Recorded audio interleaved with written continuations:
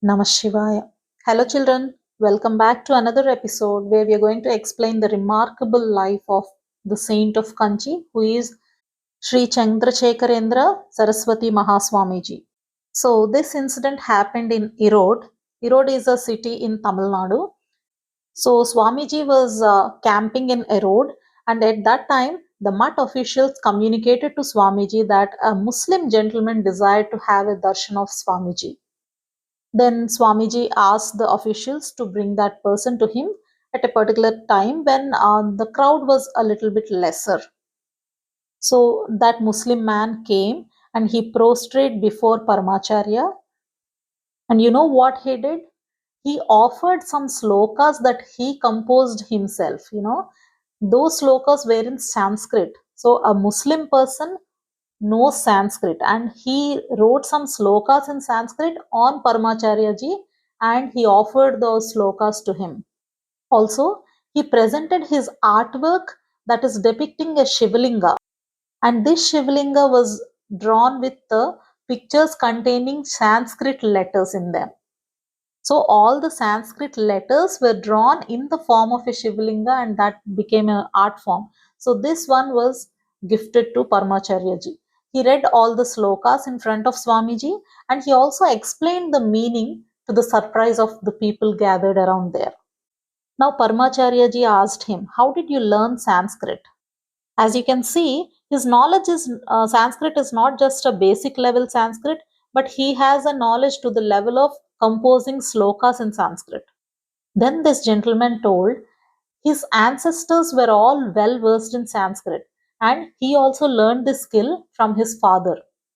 He also said that he was very eager to demonstrate this skill to Swamiji and to all the respected people around there. And he was glad that he got that opportunity, that golden opportunity today. He said that none of his ancestors had also gotten such an opportunity to recite slokas in front of such a holy saint. He was so happy that he shed tears of happiness and he stayed silent in the presence of Swamiji. Paramacharya was deeply moved and he blessed him and also encouraged him to continue his Sanskrit studies. He even remarked, this is the first time I have ever met a Muslim gentleman well versed in Sanskrit. From this great incident, we can understand that knowledge has no religion. It belongs to those who seek it. If you are interested, you can definitely gain it. And true wisdom is about learning and sharing. It's not about the barriers. I'm a Hindu, I'm a Muslim. No, if you're interested and you have the passion to learn, you can definitely learn it. Okay. Now we'll look at another incident, which is a continuation of this. From this place, Swamiji left to Mettur. And near Mettur, there is a dam that was being constructed at that point of time. So Swamiji visited the site of the dam and he asked several questions to the engineers who were following him around that site. See, as I have told you earlier, Swamiji is always curious about many things. I already told you he was interested in photography and many other things. He was interested in traveling. So, in the same way, he is so curious about the engineering skills involved in building this dam. That is the reason he was asking the officials so many questions, very detailed questions.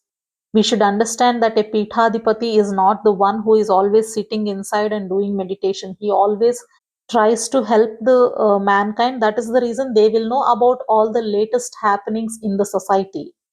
All the government officials and the contractors who were working on that project at that particular site, they offered Pada Puja to Paramacharya.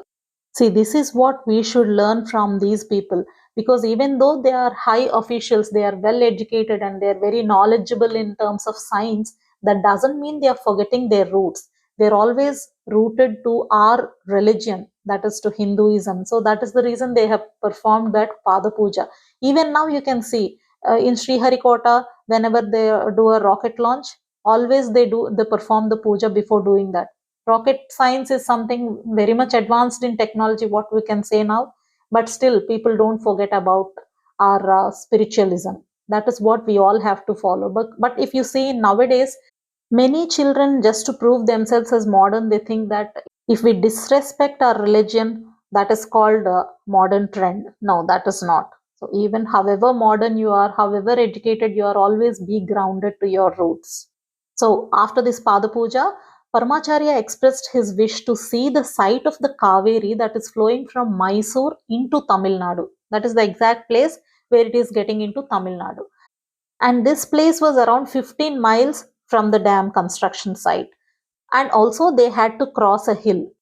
So the next day, morning at 6 o'clock, around 20 people have started from this place and they crossed the mountain. They toured the entire site and they returned by 10 in the morning itself. However, because it was already 10 o'clock, the sun was scorching and this exhaustion has took a toll. Some of the devotees have even fainted because of exhaustion. Even though Paramacharyaji also was very tired, he sent someone down the village below and asked for some coconut water, some lemonade, some sugar cubes, and some buttermilk so that it can be brought here and the people who are having this problem they can have it and recover. He ensured that everyone, including the fainted people, should be refreshed before continuing the journey. So, this is the quality of a leader. A leader always looks after people before himself. You might not think it is a big thing, but in difficult times, even these small acts of kindness does matter. This is the lesson that we should learn, having empathy towards people. Even when you grow up and you get into a good job, or maybe you're managing a business and you have a team of people who are working for you, you should always have this empathy towards people. That will make you a leader. So on this hill, when everybody was rejuvenated, they all climbed down and they came to the village at around 3 p.m. So the story is not yet over, because as soon as they come down, they can just relax and rest for some time. But he didn't have that chance. As soon as they came down, the people in the village and different bhajan groups were all eagerly waiting for him and they welcomed him. Paramacharya ji can simply say that I need some rest, but no, he participated in all those events very patiently. From this place, Paramacharya went to Coimbatore. So arrangements were made for his stay in the local Sringeri Shankar Matham, and many local personalities, government officials, lawyers, big business people, everybody joined along with many other public. Many people have come. They gave a grand welcome and they started with a procession at 7 in the morning and completed in the noon. Till then the procession was continuing because there were many people who came to visit him. So after the morning puja, Swamiji gave the devotees the prasadams and the Abhishekam Tirtham, the water that they give. So that was given. And all the devotees were so eager to listen to Paramacharya's speech. See, right now we are so lucky. We are in the era of internet. We can listen to Swamiji's speech just by a click, or we can read about that speech. But in those days, it was so difficult for them to get a glimpse of him or to listen to him. And there, Swamiji gave a speech very eloquently in simple Tamil and in his own unique style. Everybody was attracted to that speech, and that speech went on for 4 hours. And imagine the concept of the speech. It is about Shiva Vishnu Abhedam.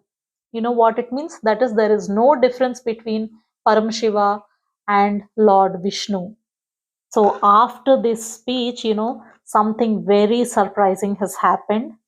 In that city, in Coimbatore, for the past 6 months by then, there was not even a single drop of rain, not even a drizzling. There was no rain for 6 months. But after this, there was a huge rainfall. So that is the power that sacred people carry with them. That is the reason we always should, whenever we get a chance, we should never miss an opportunity to meet such great people. India is such a great country that even today we have many such sacred saints living in our country. We should know, we should just keep our mind and eyes and ears open so that whenever we get a chance, just go. You need not talk to them, you need not give your list of wishes that you have. Just sit there in their presence. If you don't find a live guru, as far as your knowledge is concerned, maybe you can go to a temple, sit there, you will get this power. If you go to a sacred shrine, you get this power. If you go to the samadhis of these sacred people, you get this power. So whenever you have a chance, please do that. Blessings come only when we are open to receiving them. Also, Nature often responds to pure souls. So, if you have any desire in your heart which is very pure, definitely nature will help you in achieving that. So, from the three incidents that you have listened today, maybe you should have understood that a leader does not belong to one particular religion or a language or to a particular land. He always belongs to the world. He brings in light to all who seek it. So, on this note, we'll end this episode and thank you so much for listening. Join us in the next episode as we uncover another inspiring moment from the life of the saint of Kanchi. Until then, stay devoted, stay compassionate, and keep learning.